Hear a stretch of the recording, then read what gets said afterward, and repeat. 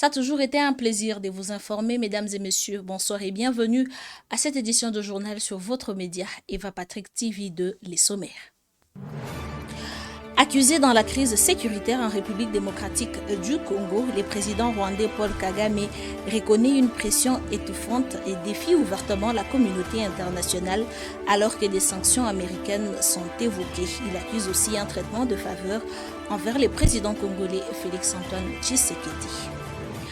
En politique, Constant Mutamba, depuis sa détention, soutient le dialogue national, mais met en garde contre le partage du pouvoir et la complicité avec les intérêts étrangers dans les contextes de conflits ethniques et tribaux. Ce soir, dans votre journal, à Panouf, dans les territoires d'Idiofa, les habitants commencent à revenir après des violents affrontements entre la police et des bandits armés. Les calmes restent précaires et la société civile appelle à plus de sécurité. C'est tout, les détails sont.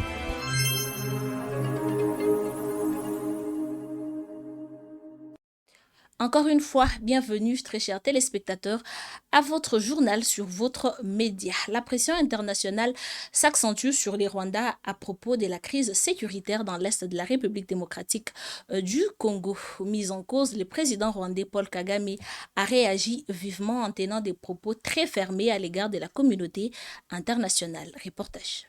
La tension est montée d'un cran entre le Rwanda et la communauté internationale. Accusé de jouer un rôle dans la poursuite des violences en République démocratique du Congo, le président rwandais Paul Kagame fait face à une pression diplomatique de plus en plus forte. Des sanctions américaines sont évoquées alors que plusieurs partenaires internationaux demandent à Kigali de mettre fin à ce qu'ils qualifient de croisades meurtrières en RDC. Une pression que le chef de l'État rwandais reconnaît lui-même comme étant étouffante. Face à ces critiques, Paul Kagame a perdu son calme. Dans une déclaration au dos mur, il s'est adressé directement à ses détracteurs, leur lançant de propos des défis, allant jusqu'à dire « to go hell », une expression qui traduit son rejet clair des injections internationales. Le président rwandais accuse également la communauté internationale de manque d'équité. Selon lui, le président congolais Félix Tshisekedi bénéficierait d'un traitement de faveur. Il affirme que ce dernier est traité comme un enfant gâté, dénonçant ce qu'il considère comme une injustice dans la manière dont les acteurs internationaux abordent la crise. Ces déclarations interviennent dans un contexte régional déjà très tendu, marqué par des accusations, des pressions diplomatiques et des attentes fortes de populations civiles, premières victimes du conflit. Alors que la communauté internationale continue d'appeler à la désescalade et à la protection des civils, les propos de Paul Kagame illustrent un climat de confrontation diplomatique de plus en plus visible et une relation tendue entre Kigali et ses partenaires. La réaction du président rwandais Paul Kagame montre à quel point les dossiers congolais restent sensibles sur les plans régional et international. Pendant ces temps, la pression diplomatique et les menaces des sanctions restent toujours d'actualité. L'ancien ministre de la Justice, Constant Mutamba, a de nouveau pris parole depuis sa détention. Il réaffirme son soutien au dialogue national tout en adressant un avertissement à la classe politique et à l'opinion publique. Reportage. Depuis son lieu de détention, Constant Mutamba s'adresse aux Congolais.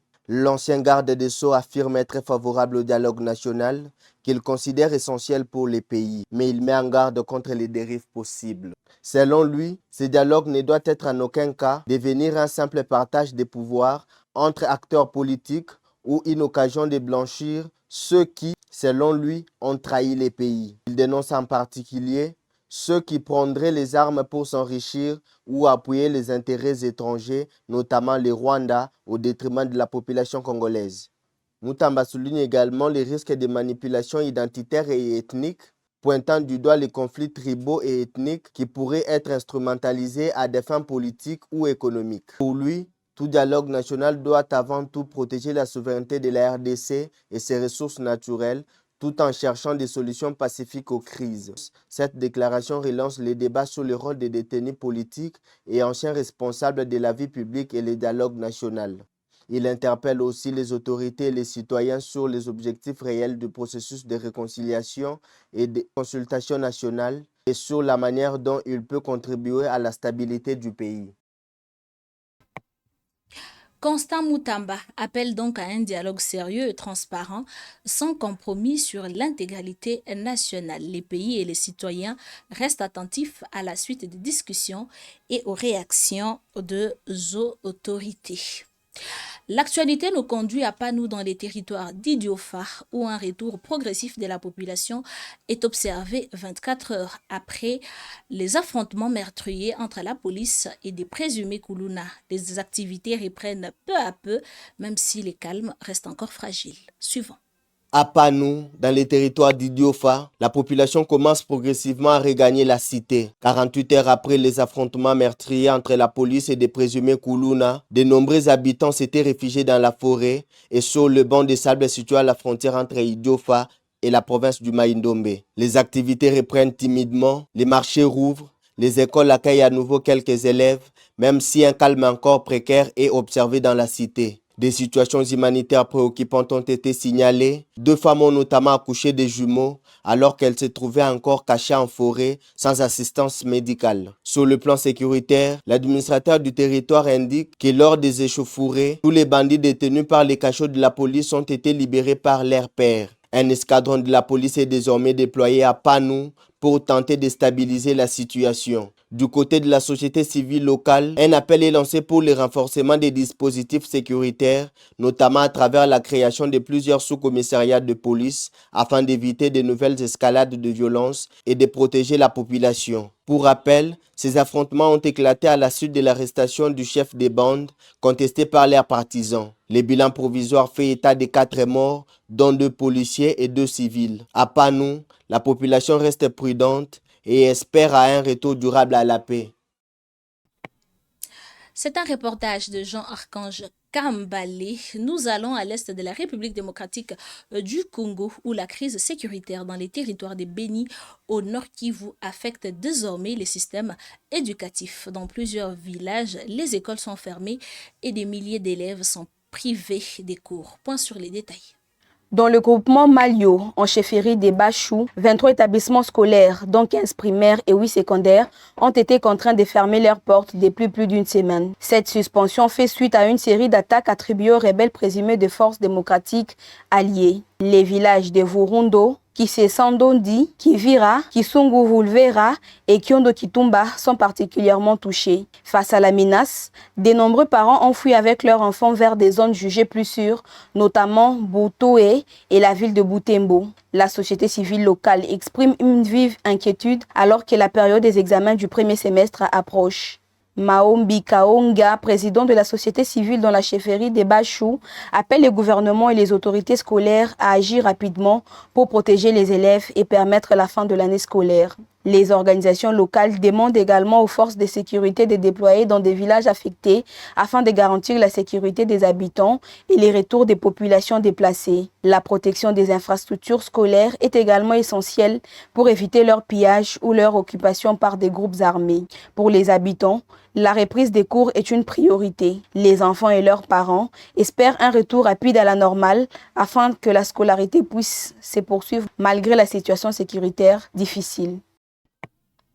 Dans les territoires de Béni, la sécurité des écoles reste un enjeu majeur. La société civile ainsi que les parents plaident à une intervention urgente pour permettre aux élèves de terminer l'année scolaire dans des conditions beaucoup plus sûres. Ce fut un reportage de Gloire Ngomba Kadima. Nous sommes toujours dans les Nord Kivu où la situation est de plus en plus inquiétante depuis le début de l'année. Des attaques répétées attribuées aux rebelles présumés des forces démocratiques alliées font de nombreuses victimes parmi la population civile. Voici les dernières informations. Dans les territoires de Lubero et Béni, la vie est de plus en plus difficile pour les habitants. Depuis janvier, au moins 62 civils ont été tués par des rebelles présumés ADF selon la société civile provinciale. Lubero est la zone la plus touchée avec 52 morts contre 10 à Béni. Les violences ont aussi détruit de nombreuses infrastructures. Un poste de santé a été incendié, 67 boutiques et 10 maisons ont été brûlées, 23 motos ont été calcinées et les lieux de réunion des chefs locaux a été entièrement détruit. Ces attaques ont forcé des milliers de familles à fuir leur village. Les déplacés vivent aujourd'hui dans des conditions précaires, craignant de revenir dans des zones considérées comme dangereuses. La société civile appelle les autorités à agir vite. Elle recommande de renforcer l'armée sur le terrain, conjointe avec l'Ouganda, pour mieux cibler les rebelles et de fournir une aide humanitaire d'urgence aux populations déplacées. Les habitants, eux, espèrent surtout retrouver la sécurité et pouvoir reprendre une vie normale dans leur village. Et enfin, à Fizi, l'état de la route nationale numéro 5 reste donc une préoccupation majeure pour la population.